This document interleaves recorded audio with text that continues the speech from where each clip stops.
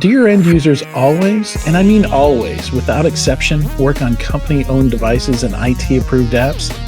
I didn't think so. So, my next question is, how do you keep your company's data safe when it's sitting on all those unmanaged apps and devices? 1Password has an answer to this question: Extended Access Management. 1Password Extended Access Management helps you secure every sign-in for every app on every device because it solves the problems traditional IAM and MDM can't touch. Check it out at securityweekly.com/1password. Welcome back to Enterprise Security Weekly. Identiverse 2025 is returning to Las Vegas June 3rd through 6th.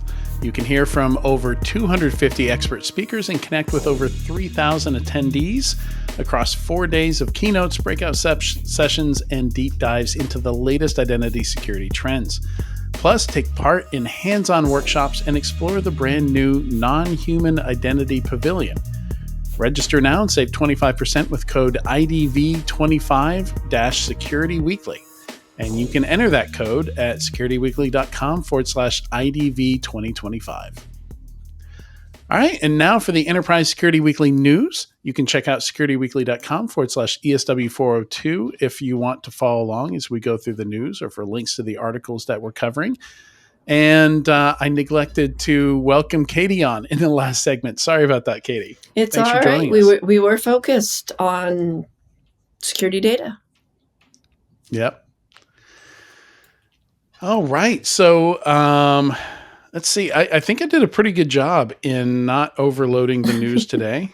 We've got 8 items here. Of course, funding is also kind of, like many things in one. But I'm going to start with the only non-security item here, I think, which is number 3. I just noticed that Docker came out with a product called Model Runner. So it's interesting watching companies come out with different LLM inference engines. And more we're seeing more of these AI models that you can run locally, you can run offline, and actually do some useful stuff with, even if you don't have a super beefy, 200 gigs of RAM, 3 GPU SLI machine or something like that. So I thought just with Docker coming out with Model Runner, which I think is an interesting way to run them. It's the first time I've seen run your inference engine in a container. I think that's a neat approach to it. I thought I'd share some of the others that I've used. One of them I haven't used. Jan I hadn't heard before, but looks like a pretty mature one. Olama I think is probably the most popular one on this list. Most people will recognize that name. GPT for All and LM Studio are both pretty popular as well. I've seen a lot of people using those. And then Anaconda, which I wasn't very familiar with the company, but they have an AI Navigator product that's pretty slick that I actually have installed on this machine. And all of them, it's just kind of click, browse for the AI model you want, click, it downloads, you're off to the races. It's as easy to use. Most of these, it's as easy to use as ChatGPT prompt. I used Conda pretty frequently, just in I think it allows you to control versions and things like that, but I've never used the AI Navigator, so I'll have to check that out. Yeah, it's new. It's a new. So yeah, they're really rolling hard into AI. Their tagline for the whole company is the operating system for AI now. Yeah, well, I mean, I used them for machine learning, so it makes sense because AI is machine learning, but we're not supposed to tell people that because it's its own special thing. Yeah, in fact, that's the so there's some history there. The reason we use the term machine learning is AI has had 2 winters already.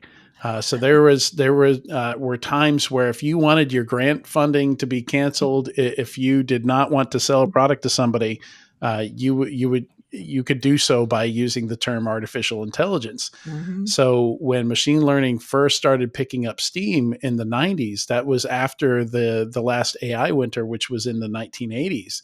And nobody wanted to use the term AI. So they started calling it machine learning. I wonder how much of that is like DoD driven when they favor sour on things, since they tend to be at like the forefront of research and A technology and lot. things like that. Yeah, if Yeah, it's like because that's where a lot of the leaders. funding for the different experiments and products out there was coming from. Yeah. Yeah, yeah. Oh, that's all right. Yeah. I can say AI. Big, I big can say expert I'm an systems AI customer. expert now, so that's great.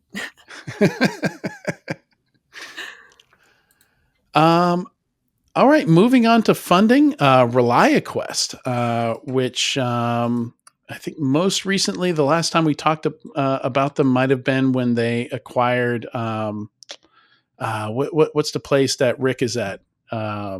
Katie, help me out. Digital Shadows. They acquired Digital Shadows. I think was the last time we talked about them. So this is a $500 million private equity round that they've raised from EQT, FTV Capital, and Kohlberg. At this stage of a company's life, sometimes these things we find out later, this was actually an acquisition. So I don't know how much equity that this private equity firm has bought in ReliaQuest, but yeah, it's kind of an inevitable stage, I think, in a lot of security vendors' life cycles. Well, and to your point, the first line of the press release is ReliaQuest. And I was like, I know what they do. And then it was like a leader in AI powered security operations. It's like, oh, maybe I don't know what they do. Everybody's rebranded. Yeah, I mean, the bulk of what they do, they do have some other products, but they're an MSSP, right? Yeah. They're a managed provider. Yeah. Yeah, and like I love this because my whole kind of research thesis for 2025 and 2026 is that MSPs, MSSPs are going to grow exponentially, and I think we've already started to see that reflected in the managed services of some of the publicly traded companies. Yeah. Yeah, so this doesn't surprise me at all. I just think that security issues and concerns and compliance requirements and all of that are completely outpacing most companies' ability to handle them without some type of help. So yeah, I mean, I think it's to your point, it could be a fun quisition, but Yeah. but I mean, it's there's some pretty strong numbers here. They're valued at 3.4 billion with this $500 million dollar raise here. So since the company's last funding round, led by KKR, which is also private equity, in 2020, the company has grown annual recurring revenue more than 4x. So you kind of have to do some math there. Because it's they're saying since 2020, so that's not annual. yeah, But they're over 300 million in ARR, so that's a pretty good number, and growing at more than 30% year over year. Also a pretty good number for a late stage, more mature company. Yeah, you don't normally see those numbers. And profitable. Yeah. You don't normally see those numbers out of a later stage company, right? The hockey stick growth usually comes earlier, but to Jackie's point, it's a growing market. It's become so complicated for organizations to manage their own security and compliance and, round the clock coverage that in so many cases, it's just more sensible to outsource it to somebody who has the expertise. They're always up on the latest and greatest compliance from around the world, especially if you're a company. Let them chase it. Let them chase it. Let them come to you. Yeah, you can still maintain an internal security department too, but augmenting with an MSSP, it's almost like you have your own little news feed as to do this, do that, do the other thing, and then they can take it off your plate when other things happen. So it's, I kind of look at it, even if you're a small company, you might be wholly reliant, but even for a, mid-size or larger size company, they're really a good partner in that sense because, they've got their eye on different balls than you might as your own organization. Yeah. And something I'm interested in here is, I don't know if there's common methods out there. I haven't really seen any for testing your MSSPs, the efficacy of their services the performance there, the SLAs. I'm sure they have that internally, and in the contract there is some kind of SLA. But I think it would be interesting to see like an independent approach to. Are they going to let me know when something happens? Are they going to see it? Didn't we just cover like 2 or 3 weeks ago? I've been traveling so much, it could have been like 2 months ago. There was some type of framework for evaluating MSPs and MSSPs that we talked about, and I would have to dig through our previous episodes to find it. But I'm fairly certain that within the last like 5 or 6 episodes, we talked about kind of starting to develop measurements and things like that. And we had a news story associated with it. So if I can find it, we can put it in the show notes.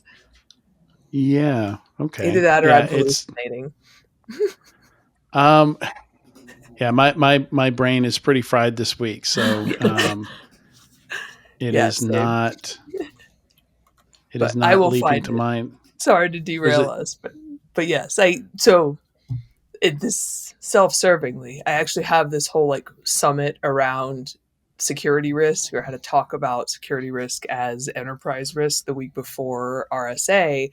And the whole last part of it is talking about managed service providers, managed security service providers, why smaller companies don't use them. And I do think most of the time it's because they don't know how to set metrics and how to hold them accountable and how to effectively partner with them. Yeah. So it's this kind of scary looking off a cliff and having to give up control of something that you're ultimately responsible for. So yeah, I have like a whole couple hours of content around why that's a thing and how to do a better job of it. But I think it's a hard problem to solve when you should hand your security off. But I think at some point, some security leaders also feel like that might be admitting defeat or admitting some type of, rather than saying, oh, we're going to be smart and use higher levels of resources, they feel like it's saying, oh, we can't manage our own security. So that's a negative thing. And I think if we can do a better job framing it as a positive thing, that maybe it'll help people make a better decision. I think that could have been episode 399. Could have been Michael Mumkwaglu from Cardinal Ops or JP Bourget from Blue Cycle. Okay. Because that was kind of like a SecOps special. So very focused on like, how do we know our detections actually work? Security metrics. Yeah. Katie, what were you about to say? I just said, security metrics. So much fun. It doesn't matter, honestly, what area, whether it's managing your SecOps or managing your MSSP for SecOps or collecting SIM data. It just, to this day, remains such a problem for so many organizations, and that translation into how we help the business. It seems like we're moving forward so quickly with the technology, but we still don't have the basics down. And that's really what we need to do. And it just eludes so many companies, even more mature companies. And obviously, Jackie, you can talk about that if you're looking at maturity models. But, when I talk to companies and they're seemingly mature and they still don't have the metrics quote right, it's a little mind-boggling. Yeah. Yeah, I think there's always a reluctancy to do policy making. So there are a lot of very mature companies that don't have policies for things. So it's really hard to do the right thing if you don't have anything to tell you what the right thing is. So if you don't have a logging policy that says you're required to keep these logs for this long, store them here, everything's just slapdash. Yeah. Yeah, then you kind of inconsistent. leave it open to people's subjective judgment on what needs to be kept where and how. So unless you have like super strict regulatory bodies you're subject to, I think that's what creates very inconsistent architecture across enterprises, which creates the bulk of the problem in security. Is that you can't, Adrian, to your point, there is no such thing as a software that works out of the box. It all needs to be completely customized because every enterprise has a completely different architecture. Well, it's also why we have a million frameworks and guidelines and industry. And the problem is you follow one and then somebody else wants to issue another, right? But they want to be a little different. And so it's these tiny, I just finished doing a mapping and I've been doing these for years. I actually love them. A lot of people think it's tedious. I love it. I like that boring work, but mapping apples to apples across frameworks is really hard. Crosswalking. I learned a while back doing an interview that it's called crosswalking. Okay. Well, that crosswalking, look at me using cool terms. You just have these minor differences between them. And I don't think that helps either. I understand the desire to be new and different or have a different perspective. And, there is no one right way to do anything really. But that crosswalking makes it tough. And I think there's a little bit of that analysis paralysis as well. Unless you say, all right, we're going to stick to whatever your, pick from your 20 favorite frameworks. Yeah. It just makes it really hard. I saw somebody in a Slack earlier today posing the question, just asking the other people in the Slack, like, how would you feel if one of your vendors just stopped doing ISO one day? Because apparently one of their vendors just decided to stop doing ISO 27000 and or 27001. And it's voluntary. SOC 2s are voluntary. You don't have to do them. I've worked for vendors that just flat out refuse to do them because they don't see a whole lot of value in them. Yeah. And it's we're constantly in search of what works best there. And more and more of it's going to be outsourced here. So whose SOC 2 do you want? Do you want ReliaQuest or mine? Right. Yeah. Because ReliaQuest is doing maybe 70% of it or something like that. And I don't I want to move on to the next one. Sorry, for not wanting to do a SOC 2, because if it's not legally required, you're kind of opening yourself up to liability because it's an attestation. So why put anything on paper you're not legally required to, that someone could potentially take you to court That's a over good point. because you said you were unless it helps you win deals. Unless it helps you it's a sales tool. Earn the trust of potential clients. Yeah. If we're completely honest, it's a sales tool. Building that trust between you and a prospect. So Cyberhaven, it's interesting. We're starting to see some new data security startups here that are outside of the DSPM trend. Most of the DSPMs have been gobbled up. A few of them are still solo or still private at this point. But Cyberhaven, this is a Series D, so they've already been around for a while. $100 million Series D that they raised from Stepstone Group. And I'm kind of talking about them as if they're DLP version 2, which is something I also attached to the DSPM vendors. But they are legitimately closer to DLP than others. And one of the ways that they're kind of solving the false positive problem with, just trying to use regex or ML models, however you're classifying the data and trying to figure out what's actually in the data. They're trying to do some data lineage to figure that out instead. So if you know the source of the data, I imagine that would help you figure out what's in the data, right? So interesting approach. They're saying they're seeing the market for data security similar to when endpoint detection and response emerged, EDR. So the whole idea behind EDR was incident responders were showing up and saying, we don't know what happened here because there's no logs that tell us. And then they thought, but what if all that process information, all the network connections, all the file access information, what if we just recorded that all the time so that when we showed up, we had, some kind of DFIR artifacts to go off of? And I think that's kind of what they're talking about here is if we record data lineage all the time, we know what database it came out of. We know who pulled it out of the database, who they emailed it to. We know this Excel spreadsheet, came from this SQL query from this database.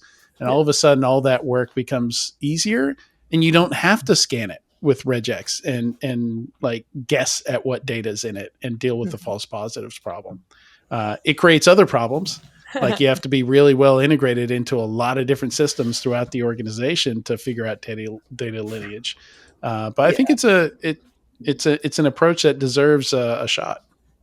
Yeah, there's a couple different things dancing around this that have popped up. So I was calling it like a data audit trail, and I had been talking about it Mm-hmm. more around AI, in that, if your chat bot poops a session token, how do you figure out where it got it from? Like Yeah. what log it was fed with? Because retraining something costs a lot of money. So I think before you get to the training stage, if you can use data lineage to, make sure every single thing in there came from somewhere it should have. But yeah, I think there's this kind of concept, and I was informed that anything that has audit in it is scary, and I shouldn't use data audit trail, but data supply chain might be a better term. And I think data lineage, Yeah. these are all kind of the same concepts of like, we've stopped kind of tracking where data gets created and how it flows through the Mm-hmm. enterprise, because there's so much of it. So I immediately go to the like, what's the compute involved in, what's the extra lift involved in tracking data at this, granular level. But I think eventually we're going to have to, I go back to the eventually data is going to be treated like an asset or a security, some type of like tangible thing that you have to insure against. So I think being able to track it is one of the only ways to get that done. Yeah. Yeah, so data lineage is a pretty well established term in data catalogs. Outside cybersecurity, there are actually quite a few data catalog tools out there, and a lot of open source stuff. So almost every big, large tech company has spit out one of these different tools that kind of help them figure out where the data is, what the data is, tracking lineage. So WeWork spit one out called Marquez. Lyft spit one out called Amundsen. Um, Uber has one called Open Metadata. Netflix has one called Metacat. So there's a whole bunch of data catalog, both open source and commercial tools out there that do data lineage. So it'd be interesting to see like where this use case just for cybersecurity differs from some of the others that are already out there. Yeah, well, then now they have a LLIM, the Yeah, I the saw that. large lineage model. No, boy, large lineage model. But yeah, so this is it's interesting. I think it's a fascinating. Uh, it's interesting that we need this, because like one of the things I had asked about is like, what about data leaks? Like all these companies that have data leaks, like how do they figure out where they came from? And the answer is that They don't they in a lot don't. of cases. Like They the don't. numbers that you see, that's just a select count from the database.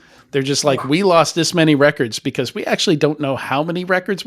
Maybe we lost zero. We don't know. So we just have to assume everything was breached. Yeah, yeah. So I think this might be starting to get at some of that. Uh, I know Mm-hmm. some executives in particular are getting really frustrated about things leaking. So Yeah, I mean, imagine a future when you can say, "Here's exactly what was leaked," because you have that data lineage. You have a copy of the file somewhere, a forensic copy, and you can actually say and provably, like, go in court and say, "This is all they had access to." yeah, these 8 people had access to it where it was, and these people touched exfiltration surfaces like email, whatever. I mean, you can, Mm-hmm. yeah, but again, I don't know where you store all of those logs, how you cost affordably trace data like that. And I guess it's only a certain set of data you have to trace, but it still seems like an expensive endeavor for somebody to have to monitor. Yeah.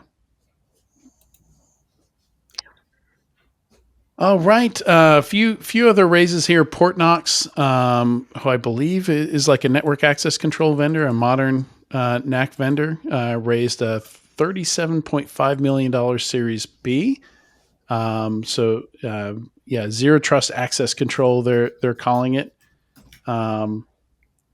Yeah, companies are replacing on-premises NAC with cloud-native zero trust solutions. So, yeah, again, another technology here where we're kind of seeing the next generation come in and replace something that was um, most organizations struggled with getting value out of. So good to see that. And then Reality Defender, a deepfake defense platform, raised an undisclosed venture round So I'm not sure why that round is undisclosed, but we're seeing more and more of that these days. Maybe it's a down round and they don't want to reveal that. I don't know. Yeah. One of their I don't want investors to is guess. Maybe it's not a negative thing. yeah, one of their investors is BNY Mellon, who's a big card issuer, right? So that's interesting. I imagine they Mhm. have a vested interest in And stopping. Samsung next. Yeah, yeah. Mm. I guess maybe because it might. Interesting. I don't know.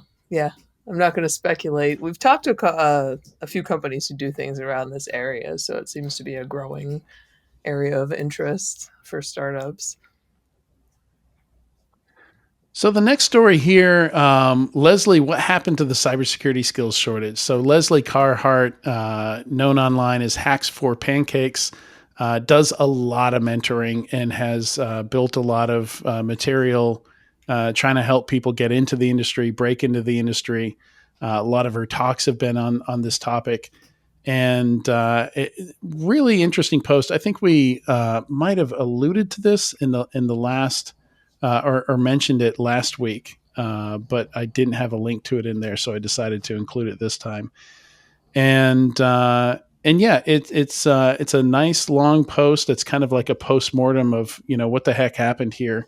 It's actually not that long. It's a pretty quick read, but she does go through the history of cybersecurity jobs here and how things changed and why it's very difficult to break into the cybersecurity job market today. I think the TLDR of it is that a bunch of people wanted to profit off it. So, a bunch of people went through cybersecurity programs. They got their certifications, they got their degrees, and there just wasn't a pipeline to get you into the industry. Not a lot of wanted people. Not many organizations want to build a junior level pipeline and have to up level you. Most of the opportunities are mid level. They really are skills shortages. They're looking for people that already have experience, already have skills. They don't want to spend time teaching that because security is very kind of, we got problems we want to solve today.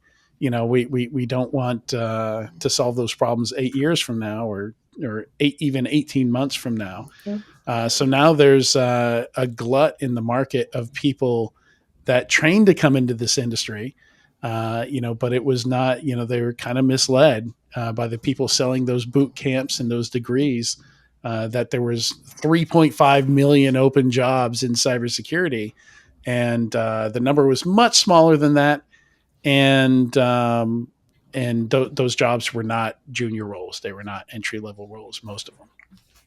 Yeah. And I think the thought is that what will happen is when a mid-level role opens up, there'll be like a boop, boop, boop, people get shuffled up, right? And then an entry-level role opens up, and in a utopia, that would be how it happens in a workplace, but that's not how it happens. Usually the shit hits the fan and you don't have a particular skill or you have an emergency need for somebody, and so it's not going to come from within from shuffling a bunch of people up and disrupting things. It's usually an external hire.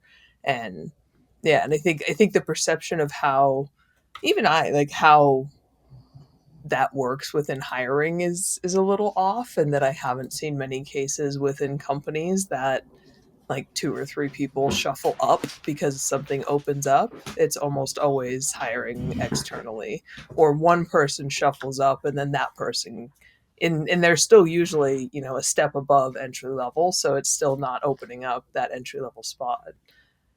Yeah. Yeah, so I guess coming out of this, she gives some good advice here. I've kind of gone back and forth when asked this question, but I'm firmly back to get a job in IT first. There's a lot more open roles in IT, and it's much easier to move laterally from IT than to just come green into cybersecurity. So it's not that there aren't cybersecurity jobs out there; it's the path there is not what you were promised on that billboard, or from that degree program or certification program or boot camp. Yep. All right. So some drama here with the this Crush FTP vulnerability. So there's an organization out there, Vulncheck. So, and this is apparently so. There's three parties involved in this drama. There's Crush FTP, who had the vulnerability, or the developers of whoever makes Crush FTP, this enterprise file transfer solution, as you might guess from the name. Vulncheck has a vulnerability intelligence product, but they've also been a CVE numbering authority, so they can give numbers to new vulnerabilities. They are allowed to do this, and have been since April 2023. And then there is, I think it's, is it just MITRE? Yeah. So MITRE runs NVD, and basically they shot down the CVE 2025-2825 that Vulncheck assigned to it.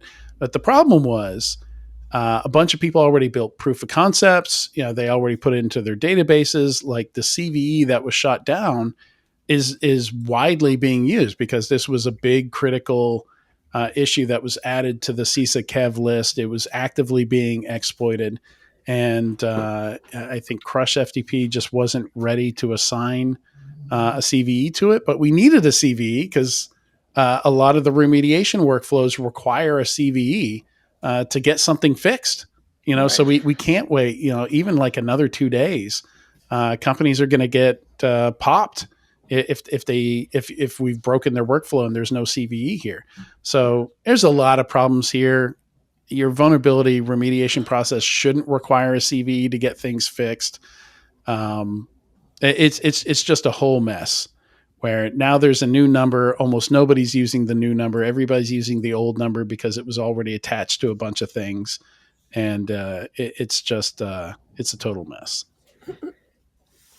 I didn't realize how seriously people took CVEs and like who gets to number them and who gets to publish them until like I got a couple stickers that have like very specific CVEs on them from the teams that like uncovered them. And it's something that people take very seriously. And I get it. It takes a lot of FAFOing to. Well, for a lot of people, it's resume fodder, right? Like a lot of people do bug bounty stuff, so that they can put it on their resume, so that they can learn how to find some of this stuff.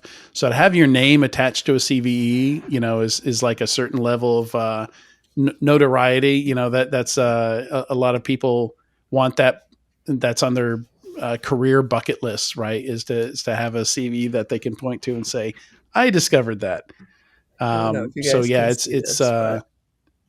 It's a big deal. It's sometimes overinflated. We got to remember, like, CVs are just for commercial applications, right? Like there's a whole part of your vulnerability management program that's the code that you write, right? And you got to worry about all that stuff. That's a different set of tools. There's no national database, for the stuff in your web app, that you've designed. And there's cloud service provider vulnerabilities. There's configuration issues, posture management stuff, a whole world of vulnerability management outside of just CVEs. But CVEs get a lot of headlines, a lot of focus. They get a lot of headlines, marketing campaigns, names, brands. I totally get the resume building thing.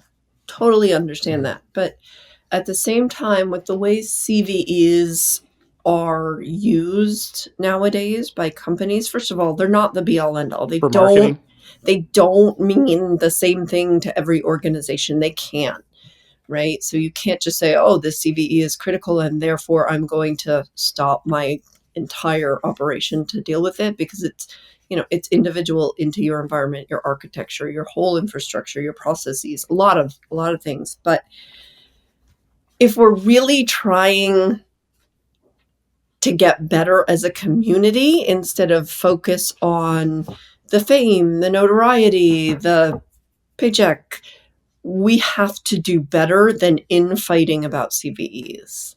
This kind of infuriates me, because it's all about, well, we wanted we had to do this. We had to give the people what they want.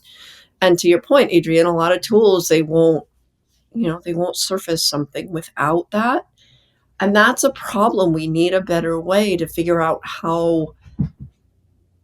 we need a better way to allow people to remediate their issues that's not based on ego and that's not based on marketing. Yeah.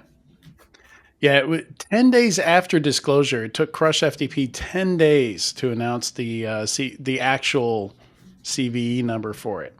That's a long time when you're talking about It's a long time. a vulnerability in a product that's probably exposed to the public internet. Yeah, I think on average, the data we've seen is it takes like 4.5 days on average for people to weaponize vulnerabilities and start, just scanning the whole internet for them and automatically exploiting them. So, yeah, 10 days. That is not good. That is not a good response time. Yeah, I wonder, and I'm guessing the reason they were complaining is that this would be a second CVE, so it would draw even more attention to the first one and potentially the Streisand effect applies here. Yeah, exactly, because it's like we don't want more attention drawn to the fact that we maybe didn't respond in as timely a manner as we should have. Sorry, I'm sitting down. No. You go right ahead. I've been sitting the whole time. If I have to stand, you have to stand. I already told you my legs are jello. I am sore. Yeah, I went back to working out. A lot of workouts. In instant regret. All right.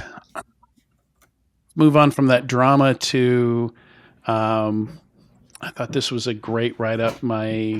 So this is from the CyberSec Cafe. I had not seen this Substack before. Ryan G. Cox is the author here. My SIEM-agnostic creative process to detection engineering is the name of it. And it's great. It's colorful. It's easy to read. I think it's a great primer for anybody getting into detection engineering. That really just kind of puts together an easy to follow process for doing this. Yep. Good resource. Yeah, I would love to have had this when I was a entry-level data scientist writing detections, building a SIEM, because and a lot of the stuff in here are things that I did in terms of like, hey, CEO who does incident response. Like, if you were an attacker, what were the first couple resources you touch be, and where would that show up in sysmon and syslog and things like that? But this would have been a much less painful way to start to get my shit together. So thank you. Yeah. The next item here, this is an announcement about Pitch for Charity, which is something that's close to home. I'm a member of I'm actually on the board of the Security Tinkers, which is kind of like a community of security leaders. And every year, sometimes a couple times a year, we put together something we call Pitch for Charity, where we raise money for charity by connecting vendors to buyers, sellers to buyers, basically in a way that's, good for both sides, trying to make it a good experience for both sides. And the deal is the vendors have to pay a certain amount to charity. And then the CISOs show up to hear a 5, 10, 15-minute pitch. I forget the exact length of the pitch here. But they've already chosen the companies, and I should have had this pulled up ahead of time, but I'll pull it up real quick here. And I'll tell you who the companies are. But basically, the call to action here is we just need more CISOs for this. So we're looking to get more butts in those seats to listen to these pitches. And it is during RSA. It's Wednesday, April 30th, 3 p.m. to 4:30 p.m., so just 90 minutes. It's at Okta's headquarters, 101st Street in San Francisco. And it's co-sponsored by Okta, which is where the story comes from, Okta and Sentinel-1. And might have to come back to it once I find it here. Here we go. Okay, so the 5 companies are Opnova, Living Security, SPLX AI, Gnostic, and Turngate. So Turngate is Bruce Potter's company, Bruce and Heidi Potter. Gnostic is Sunil Yu's company.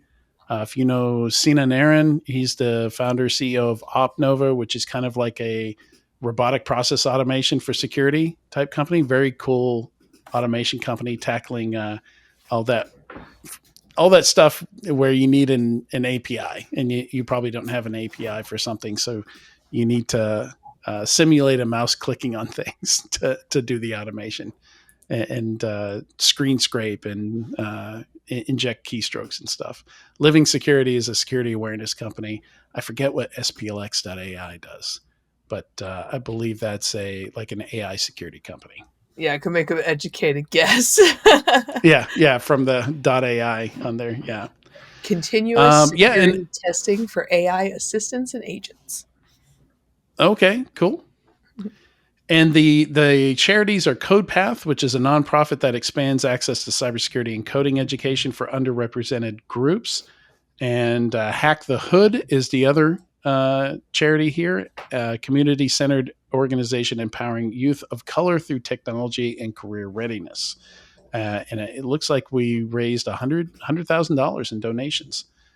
So I assume they're going to those 50-50, getting split 50-50 across those.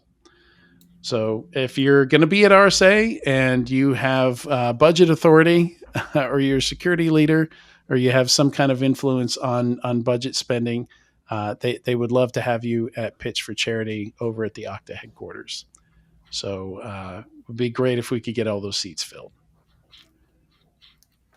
One more item here before we get to the squirrel story. This is just if you've ever seen one of those CISO mind maps that kind of just like list everything security does, it's constantly changing year over year. I think security leaders are getting more and more responsibilities. I hear from more and more CISOs that they're covering things like AI safety and fraud and employee identification. So making sure the person you're hiring is not a North Korean actor.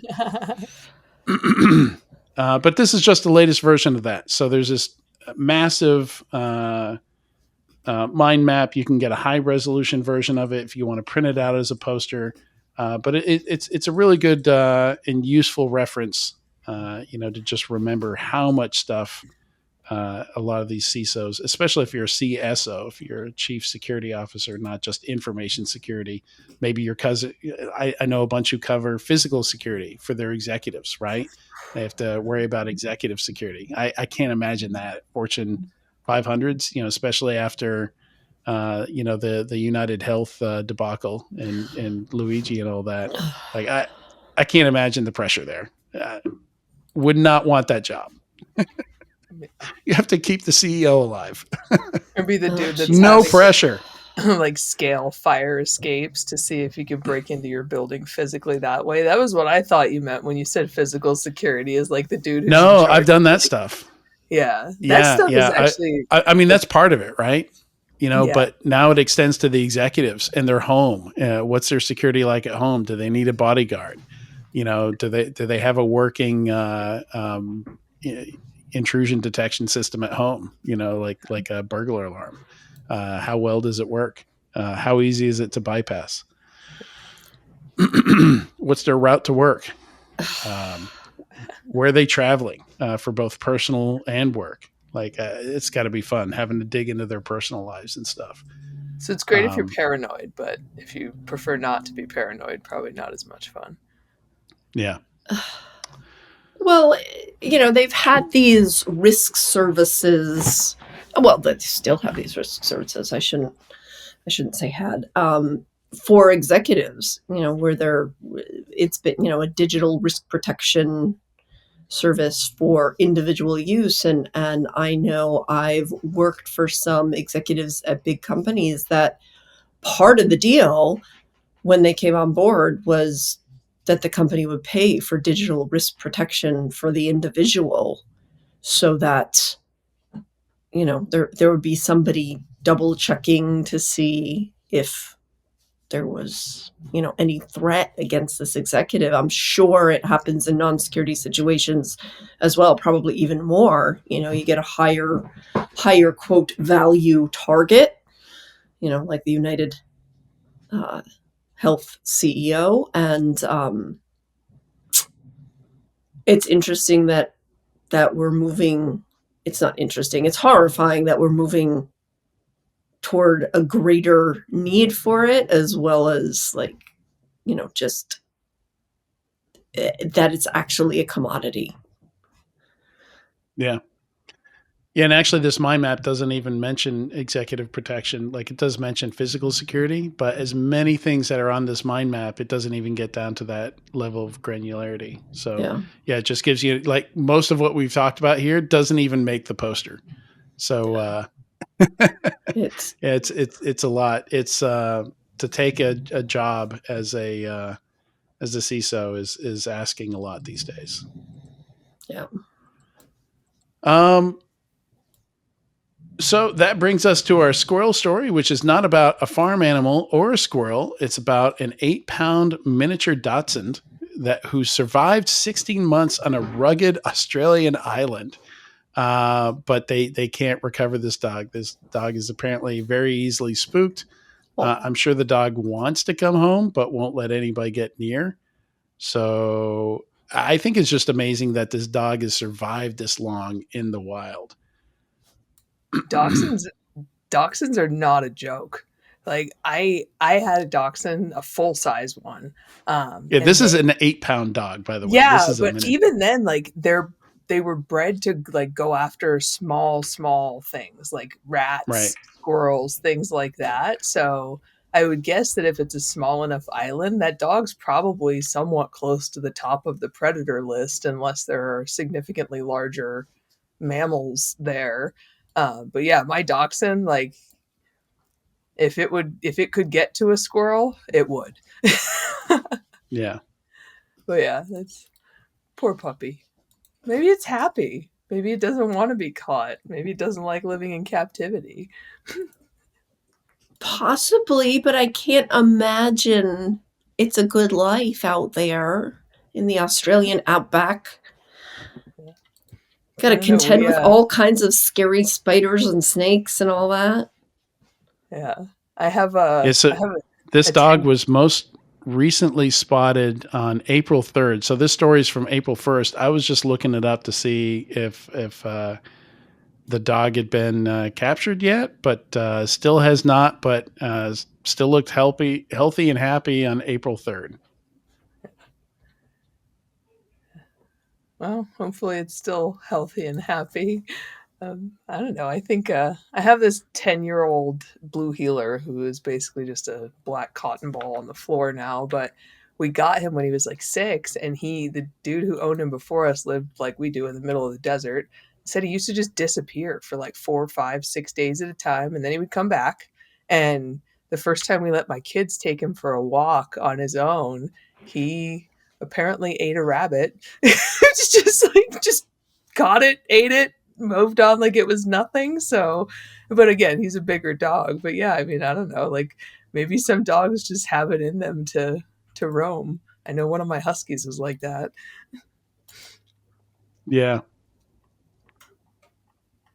Yeah, I don't know. Maybe Valerie just wanted an adventure. I don't know. Valerie's great adventure. She can write a book when she comes home. 2 venomous snake species on this island, and wedge-tailed eagles that are known to hunt wallabies, possums, and lambs. So animals that are definitely heavier and easier to pick up than an 8-pound miniature Dachshund. Oh, well, now I'm sad. I was all optimistic and happy that this dog was living but its 16 months, like life. I feel like once you've survived a month, or 16 months, like I think this dog is going to do fine. This dog is clearly thriving. There are pictures of it. They've left treats out. They've kind of lured the dog in like enough to get a good picture of it. So like, the thing isn't on death's door or anything. It looks fairly healthy. So Yeah. Oh. More power to you, Valerie. Live life. your best life. Live your best life. Unlike my pampered pets who are sitting here and first half of the show, I was scratching the dog's head out of necessity, or she was going to woof during the show, and the other sitting here begging for food. Valerie could definitely take them. My dogs don't even try to run out of the house. Like they are so good where they're at. Like, oh yeah, I've never had dogs like this where they're like out there. No, I'm good. Yeah, like, they know they've got it good. I think maybe the blue heeler told them, because I have 2 puppies that are like 1.5 years, and then the old guy who used to live in the desert. And I think he's told them, like, trust me, you don't want to survive out there. Like, just stay here. Yeah. Hey, warm bed, comfy furniture to lie on. Yes, I'm one of those. Regular meals that are tasty. Sleep whenever you want. Life's pretty good. Yeah, seriously. All right. Thanks so much, Katie and Jackie, for joining me today. It's been a lot of fun. Some great conversations. Thank you. Thank you. And a big thanks to everyone watching or listening to this week's episode of Enterprise Security Weekly. Next week, we'll be talking to Pravi Devaneni about AI governance and Matt Toussaint about improving vulnerability management programs, a topic very close to my heart. See you then.